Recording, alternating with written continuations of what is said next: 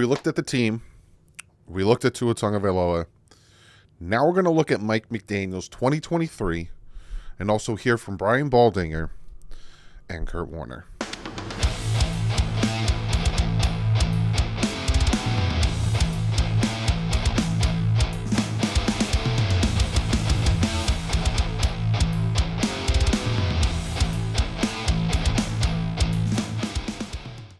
What is up, Finn fans? Hope you guys are having a fantastic Thursday. We got more playoff this weekend, unfortunately. Not with the Dolphins, but we still got 4 games. I gave you my picks yesterday. I'm also going to put a short out. So if you're like, I don't feel like watching a full, long video, you can watch the short. I'm starting to do shorts more often. I'll probably do shorts during the free agency, kind of pump them out quicker for you guys. But we're going to talk about Mike McDaniel today. Did he get better? Did he get worse? You know, what's his good? What's his bad? All that good stuff. And of course, I have an audio clip from Brian Baldinger. He was on the radio with WQAM. It's about a 10-minute clip, 13-minute clip. And then I got about a 5-minute clip of Kurt Warner kind of explaining something that I want to talk about when it comes to Mike McDaniel. But before we jump into that, I have to shout out today's sponsor, and that is Clean the World. Clean the World is a company made and created by Sean Seipler. Had this great idea while he was in the hotel that he noticed that the bar soap that they give them, you never use the whole thing, and then they just throw it away. And he's like, people in need could use that. So he contacted the hotel. They got all the soaps together. They cleaned them. They boiled them. They repurposed them into these bars of soap. And then I put into these kits with socks, toothbrushes, toothpaste, shampoo, and given to people of need, third world countries, natural disasters, all that good stuff. He also has shower stations. He has t-shirts that I wear all the time because they're super soft. Go check him out, cleantheworld.org. Sean, thank you so much for sponsoring this video. So let's talk about Mike McDaniel a little bit. Now, he's a second-year coach for the Miami Dolphins. First year, we made the playoffs. In his first year as the Dolphins head coach, we made the playoffs, and then again, we expect better the second year around. Our first year, we go 9-8. We had a 5-game losing streak after going 8-3. We expect better. And this year started out 3-0, and then we lost to the Bills. And it's like, oh, God, it's going to happen again. Then we go on a nice little win streak. Then we lost to the Eagles. Then we beat the Patriots, lost to the Chiefs. We go into the bye 6-3, kind of coincides with that 8-3 last year. We eventually get to 8-3. And now we're sitting here like, don't lose 5 straight. And he didn't. After going 8-3, he went 3-3, essentially ending the season at 11-6. And I already talked about the season and the team, how, in my opinion, it was a failure because you had that 3-game lead on the division and you ended out the season with 3 losses, and it was just bad. It was just a bad way to end the season, and you expect to get better. And in some aspects of the game, we did get better, right? And that's where we could tip our hat to Mike McDaniel, and if things continue in that progression, we should, we went from 9-8 to 11-6, so maybe next year that's like, what, a 2-game difference? Maybe next year we'll go 13-4 and win the division, if that's the trajectory we're going on. But there's things that Mike did well, and there's things that he needs to do better at, and some of them are still the lingering stuff from his rookie year as our head coach. And the penalties were a big thing, right? In 2022, we were 5th. We were 5th in the NFL in 2022 when it came to penalties.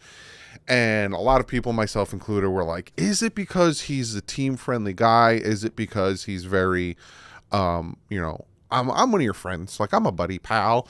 Instead of Brian Flores-esque, where you have to run to the wall, or, very, dictatorship. And apparently there's a rumor they have to line up and stuff. But then you look at this year, they went from 5th most to 17th in penalties. Like, they had a huge drop in their penalty ranking, which it's like, okay, well, there you go. Now, could it be because we brought in Vic Fangio, who's a very, no-nonsense type of defensive coordinator?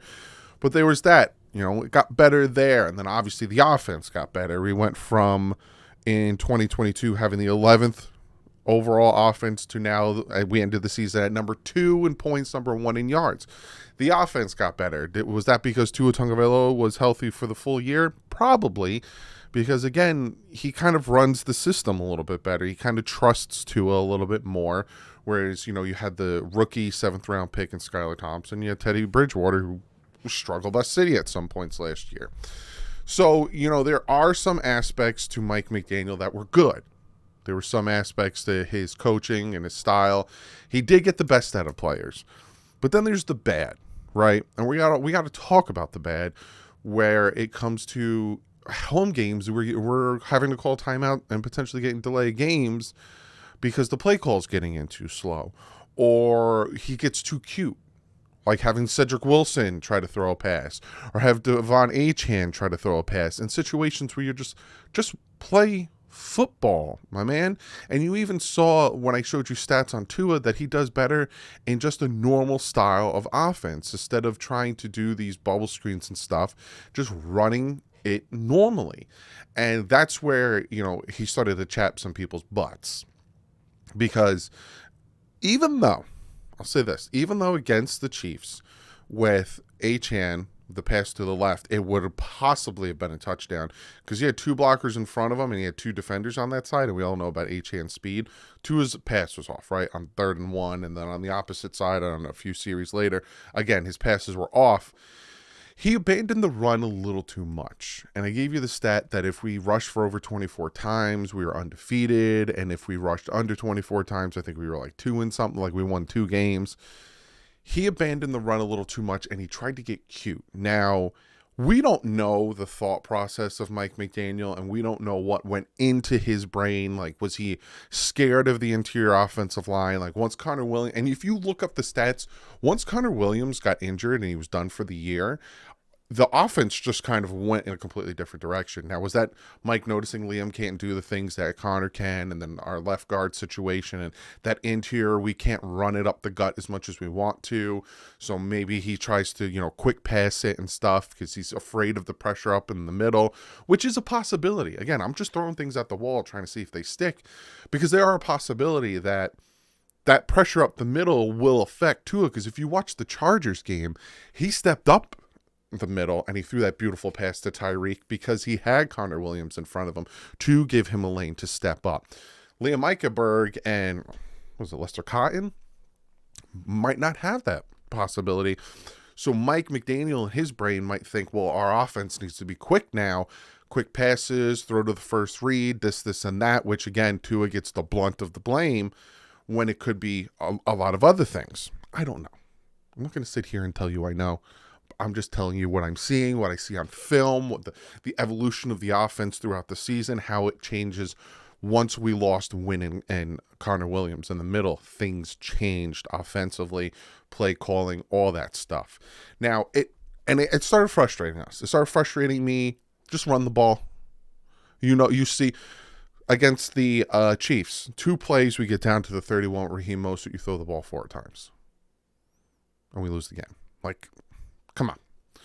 The Buffalo Bills game, we stopped running the ball. It's like, and he said that, they just showed single high safety. They had 8 in the box. They wanted Tua to beat them. And if you go back, and again, this is where it's like, you can it's like a double-edged sword type situation. Because if you go back and watch the film, there was opportunities for Tua to take in the whole third quarter. Like, we had 2 drives to potentially, run away with the game in the third quarter. There was opportunity. So the play calling wasn't bad. It was kind of not really, ran properly. But still, don't abandon the run so quickly. There's that. So, and then I heard a lot of miscommunication. Tua said it, Mike McDaniel said it, with the miscommunication. It happened last year in Baltimore, where they were saying that, like, for a whole quarter, Tua wasn't getting the plays in his head, so he just, was just, improving for a whole quarter, which is crazy to me. Is that still a thing? Is that still something that's going on? And if it is, fix it. Because at the end of the year, Mike McDaniel even said that he didn't live up to expectations with his play calling. is it time for him to not call plays anymore? If we lose our offensive coordinator, I think he interviewed with the Panthers, Darrell Bevell, possibly. There's a lot of things, and I'm going to make a video about potentially losing any of our guys. But overall, Mike did get better. The team did get better. As much as it sucked losing the way we did, you take a step back and you look at the Dolphins, they did get better, but the end result still was the same, which is why it still sucked and hurt, and we're all like, burn it down, we got to start all over again. The team did get better, and hopefully that trajectory keeps going. But there's something that I wanted to talk about, and we're going to listen to. So first, we're going to listen to Brian Baldinger.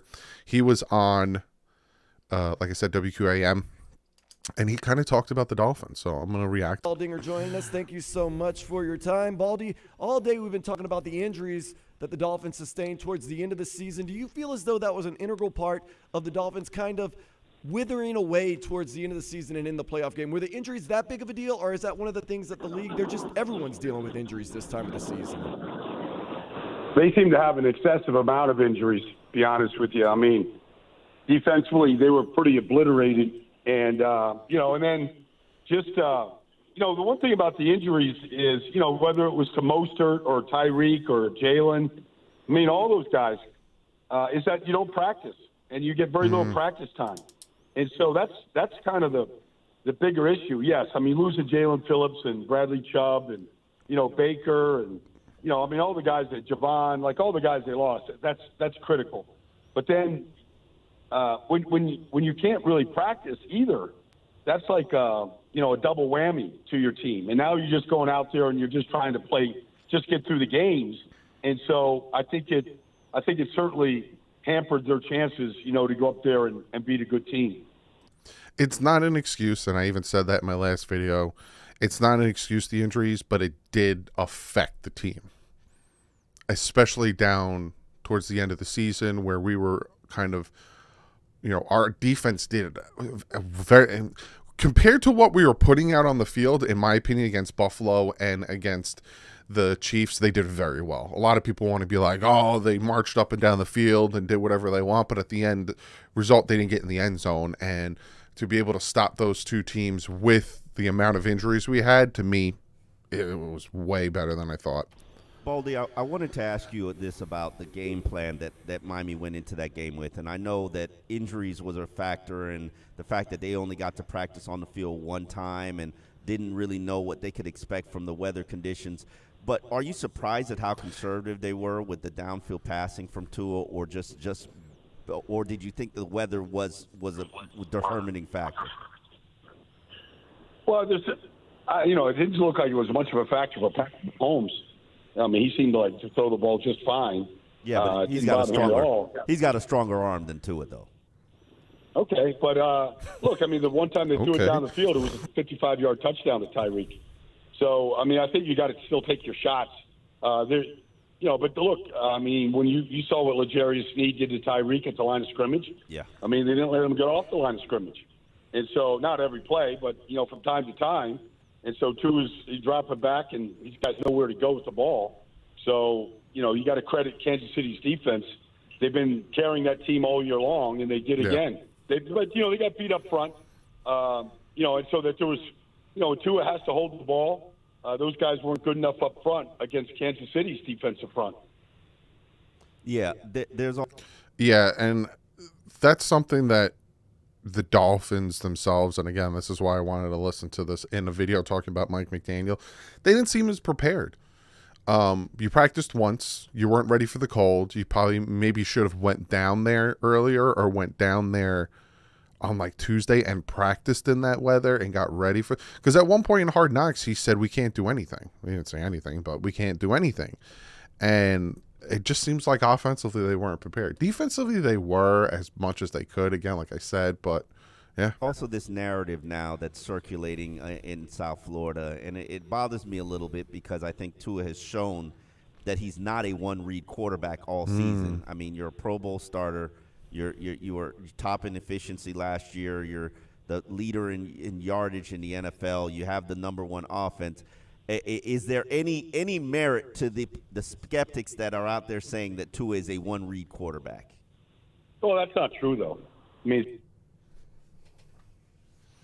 I'll let him it's continue. just not true. So, I mean, it's not the skeptics. They're not watching. Of course, he can read more than one receiver at a time. He goes through progressions. That's his strength. Yeah. It's how quickly he goes through progressions and how he gets from 1 to 2 to 3 consistently. So, I mean, it's just people that don't watch the game. That's all. He said it. I'm moving on. He said it. And again, Tua does something bad, I bring it up. Tua does something that he needs to be better at, I bring it up. I said, I don't want the 5th-year option. I said, we're not going to pay him high money because he doesn't deserve it because of the way he fell apart. But if you sit here and tell me he's a one-read quarterback, he has horrible pocket presence, he can't do this, can't do that, and there's people and professionals who say he can do it, and I've seen it with my own eyes on film, I'm going to push back. And he said it. Insider calls are brought to you by Old Spice Gentleman's Blend Body Wash, providing exfoliation plus 24/7 moisturizing because men have skin too. Brian Baldinger joining us right now. Wanted to ask you this, Baldy. A lot of people now here in South Florida are saying maybe Tua is not the guy. Do you still think, or do you even think, that Tua is in the top tier of quarterbacks, or does he have a lot of growing left to do? I think he's a top-tier quarterback, but they can't do it by themselves. You know, you got to practice. You got to stay on the field. You got to stay healthy. Your offensive line has got to protect. I mean, it's a whole bunch of things. And so I believe in Tua. I think he understands the offense. I think he knows where to go with the ball. You know, look, it was extreme conditions. It would be tough for just about anybody to look good in those conditions. And so, I mean, I do think you have to give him some slack right there in that game against Kansas City, but I think he's a top-tier quarterback. I think he's proven it 2 years in a row. I'm going to do a video where I break down the quarterback tiers. I do it every year, and we'll see. We'll see where I put him tier-wise. I don't think he's a top 5. I'll say that. I know we put up top 5 numbers, but play on the field, I would probably put him at like 7.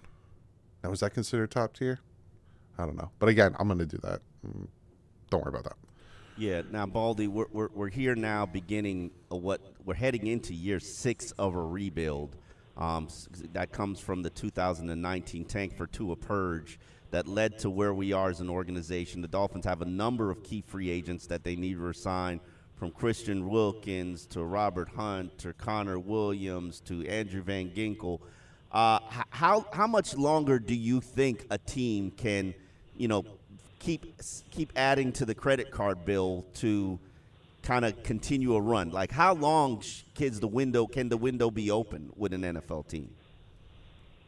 I mean, it could be indefinite. I mean, we see teams turn it around every single year. Houston went from being the worst team in the league to very much one of the 8 teams left in playoffs. I mean, I don't believe in rebuilds. I mean, every year it's a new year. But, at the same time, if you just the list of players that you just mentioned, the only one that lined up and played every single game this year was Christian Wilkins.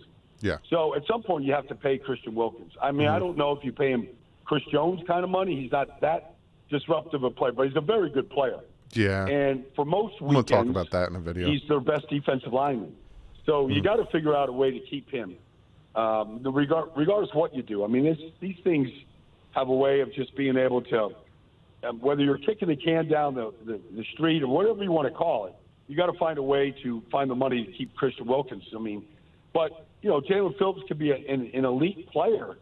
It's just a shame what happened to him this year. Yeah. So the injuries, to me, are as big a deal as anything. You lose your. To me, Jalen Phillips was on. I think he was going to get to 12 sacks, and I think Bradley Chubb was going to get to about 11, 12 sacks as well. Like, we were going to have a ridiculous amount of sacks if our defensive pass rush stayed healthy, and I think they would have tormented Lamar Jackson. I think they would have tormented Josh Allen. I think they would have tormented Patrick Mahomes like they did in Germany. I honestly think so. Top 3 edge rushers, you're not going to have much of a defense when those guys all go down. Yeah, and the injury bug was a very serious issue with the Dolphins. having a lot of people say maybe we should reevaluate players or reevaluate the way we train. Is there anything you can do, or is it just one of those infectious things that catches you, the injury bug? Is there anything the Dolphins can possibly do to try to keep the injuries to a minimum next season? Well, I'm sure they're going to examine all of it. I mean, but, we all saw Jalen Phillips tear his Achilles, on Black Friday. I mean, it was just a horrible, horrible play. I mean, a lot of guys have torn their Achilles. Aaron Rodgers tore his Achilles on that field. There's been a lot of major injuries on that field up in New York. But they changed the turf up there to try and help that out. They play on grass in Miami. They grow their own sod in Miami. They have their own, turf doctor. I think they're doing a lot of different things. I mean, it's just an unusual year. One year I played in Indianapolis, 8 different guys broke their ankles that year. That never happened before or since. So it might be just one of those years, but I would examine everything. Hard knocks. And just see just what it is. If there's anything that they could do to try and keep guys on the field. I don't know what happened to Javon Holland. I don't remember that guy ever missing a game at Oregon or Miami before this year. Yeah, it just so happened he had a bad collision or bad fall on his knees, and first time I've ever seen a player have 2 MCL sprains in his knees. But obviously that's a young player that the Dolphins hope to transcend and ascend.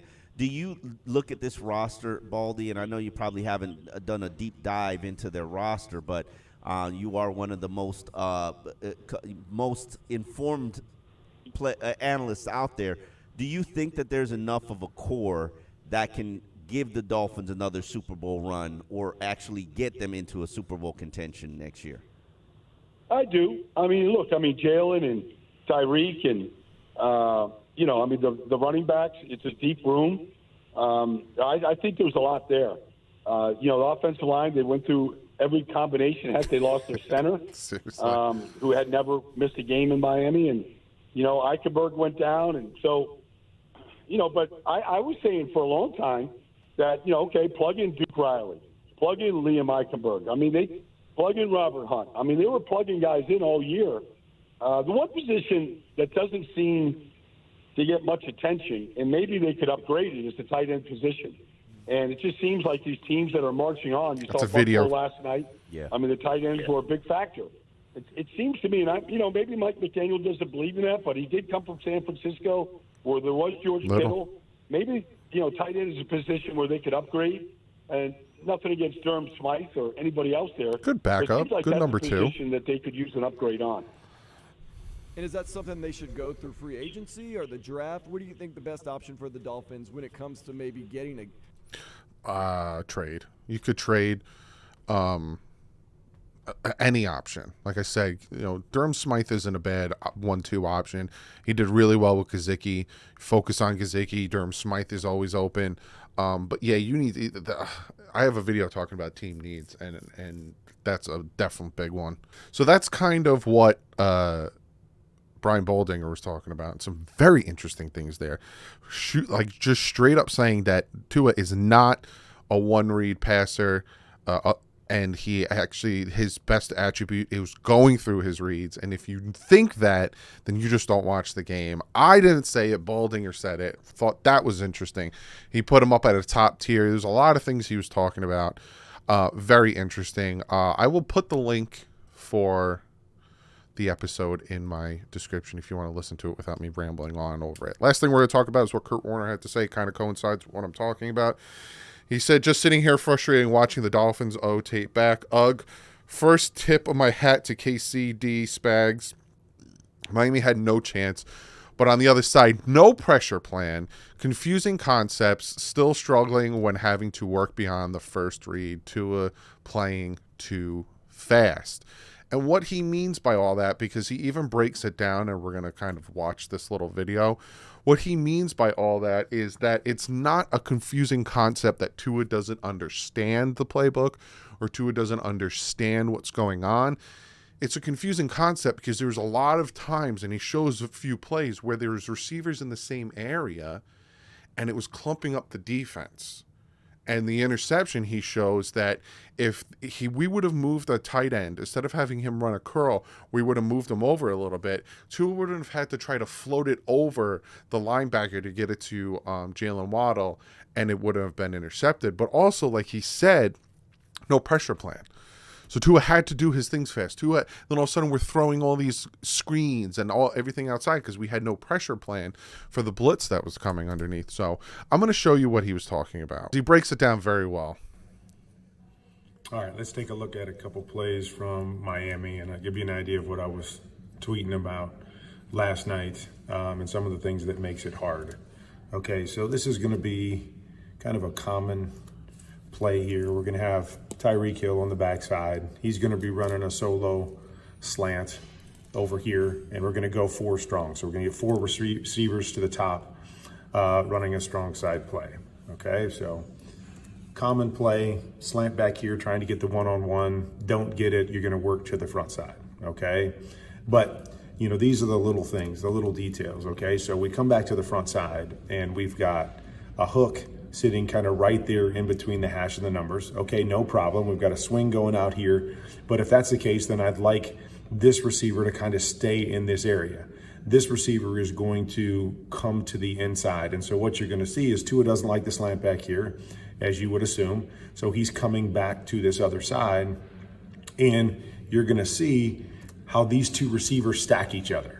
Okay, so they're stacked on top of each other when Tua wants to get there and throw it. So what does it do? It forces Tua, you know, along with a little bit of pressure, to throw it high. You got to get it up and over this guy to try to throw it to this guy. And this is the one that leads to an interception. And so it's just little details of, you know, if we're going to bring this guy in here, why are we stopping this guy? Just keep going. Okay, so we'll look at the slant. We don't have it. Then we can work. It would, and we've done it before. It would leave all of this open if he just kept coming on the out route or crossing route.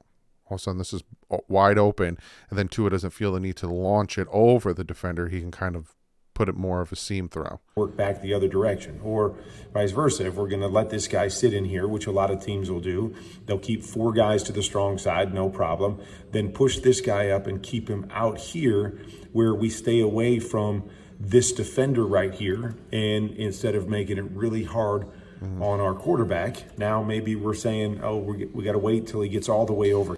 And that is what he was talking about when he said confusing concepts. It wasn't confusing concepts as in Tua doesn't get it. Confusing concepts as in it doesn't work. And that's something that Mike McDaniel needs to work on, because we've noticed in these situations, in these games, that in the second half of these important games, Baltimore, Buffalo, Philly, Kansas City, both times, there wasn't much of a change, much of adjustment. Here, but that's the kind of stuff that's really tough for a quarterback. You know, you don't have this. You want to get back to your read very quickly, and the timing and spacing ends up leading to this interception.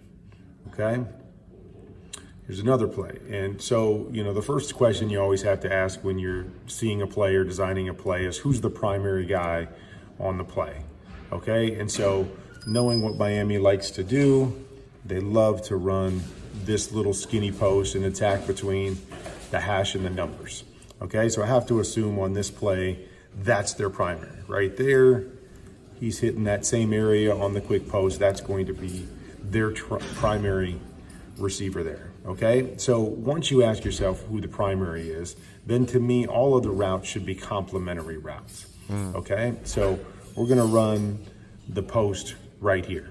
So I look to myself and I say, okay, you know, looking at different coverages, who's going to be able to take that away from me? So let's just use this cover 2 look right here, or let's lose a 2 high look, so it leaves 2 defenders underneath to the inside. So if I'm running the post, okay, I say to myself, okay, there's 2 possible people that could take it away. First, it's this Mike linebacker. If he drops deep in that area, he can take it away.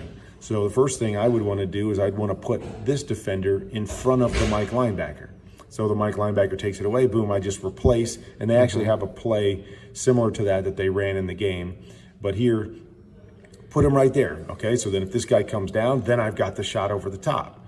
If this guy comes down and this guy falls off, then I want to replace that guy with my outside receiver. So what you're going to see here is they can kind of hold this off with the inside guy, cover it with the outside guy, cover it here. And so everything has to be predicated off what are we trying to get? Okay, we're trying to get this, saying a too high, trying to beat the safety, so we're trying to get in that hole.